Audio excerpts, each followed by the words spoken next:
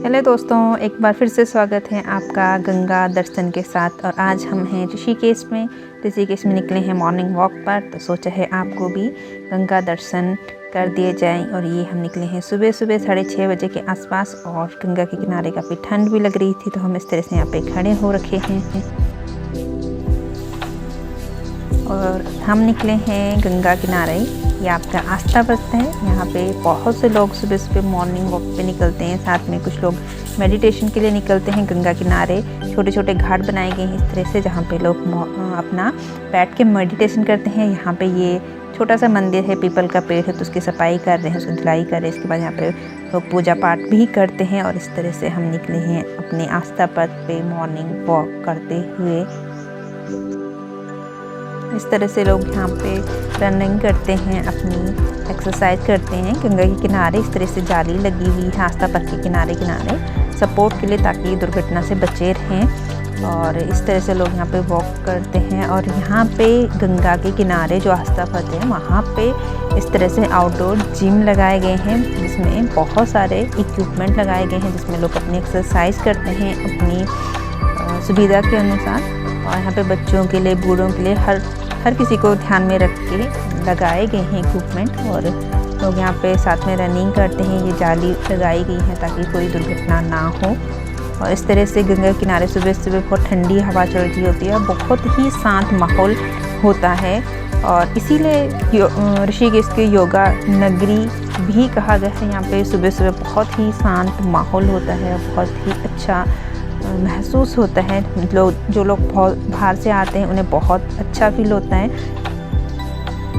यहाँ पे काली कमली संस्कृत महाविद्यालय है, जहाँ पे उत्तराखंड के विभिन्न क्षेत्रों से अनेकों छात्र आते हैं। यहाँ पे वो पांडित्य कार्यक्रम, कर्मकांड और वेदों का अध्ययन करते हैं।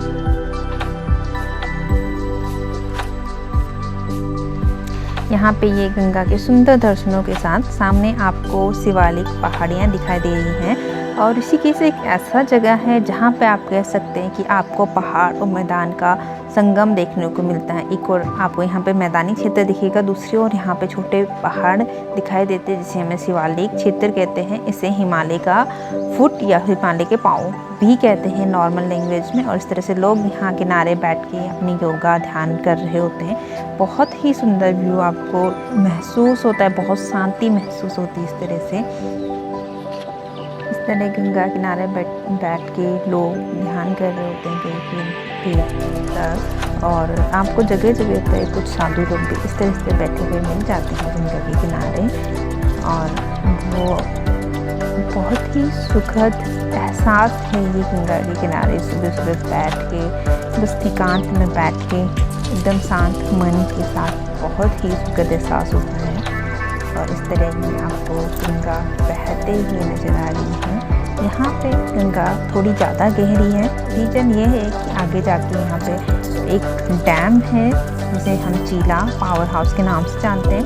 तो उसकी वजह से उसके पीछे ये थोड़ा पानी ज़्यादा गहरा हो जाता है, एक प्रकार की झील जैसे बन गई है। तो इसलिए यहाँ पे पानी आपको थोड़ा ज़्यादा दिख रहा है, ज़्यादा गहरी हो जाती है गंगा यहाँ पे। और इस तरह से लोग यहाँ पे सुबह सूर्य नमस्कार के लिए भी आते हैं। आपको दिख रही है वो जनाब सुबह सुबह सूर्य नमस्कार करते हुए यहाँ पे आप जल चढ़ाते हुए सूर्य देव को। और अभी क्या है, सूर्य देव आने वाले हैं। उनकी जो आने से पहले जो आभा होती है वो हमें नज़र आने लगी है। और लोग उसका मतलब दर्शन करने के लिए सूर्य देव के लिए यहाँ पर बैठे होते हैं, इंतज़ार कर रहे होते हैं कि सूर्य उगने वाले हैं, तो उनके बैठे हुए होते हैं। बहुत से लोग जल चढ़ाने के लिए भी यहाँ पे आते हैं। और आप भी महसूस कर पा रहे होंगे उसकी आभा हमें दिखने लगी है। और धीरे धीरे करके फिर हमें पूरा सूर्य उगता हुआ नज़र आता है।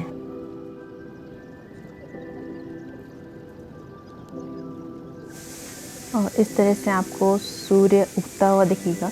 उसके जो स्टार्टिंग की किरणें जैसे ही पानी में पड़ती हैं, ऐसा प्रतीत होता है जैसे पानी में कुछ मोती टिमटिमा रहे हैं। वो भी बहुत खूबसूरत दृश्य होता है, बहुत मनमोहक दृश्य होते हैं। आप भी फील कर सकते हैं। आप देखिए, जब सूर्य पूरी शिवालिक पहाड़ियों के ऊपर आ चुका है, ऐसा प्रतीत हो रहा है कि पानी में बहुत से मोती बिखरे पड़े हों। आप देखिए कितना सुंदर लगता है। जैसे जैसे सूर्य आता है वैसे वैसे ही उसकी जो किरणें होती हैं ज़्यादा पानी में गिरती हैं, जिसकी वजह से पानी की जो आभा होती है बहुत ही खूबसूरत हो जाती है। और लोग पूजा पाठ करते हैं तो नदी में क्या होता है कि अपनी पूजा की जो सामग्री होती है उसे फेंक देते हैं, और साथ में क्या होते हैं जो उसकी पन्नियाँ होती हैं, अदर्स फूल्स होते हैं, वो सब फेंक देते हैं। उनके एक प्रकार की आस्था भी कह सकते हैं कि हमारी पूजा सामग्री हम तो ऐसी कैसे फेंकते हैं, लेकिन उससे गंगा बहुत महंगी हो रही है। तो आप इस विषय में सोचना चाहिए सब लोगों को कि हमें क्या करना चाहिए। सब समझदार हैं तो आप सोचिए अपने लेवल पे कि हमें डालना चाहिए या ना ही डालना चाहिए।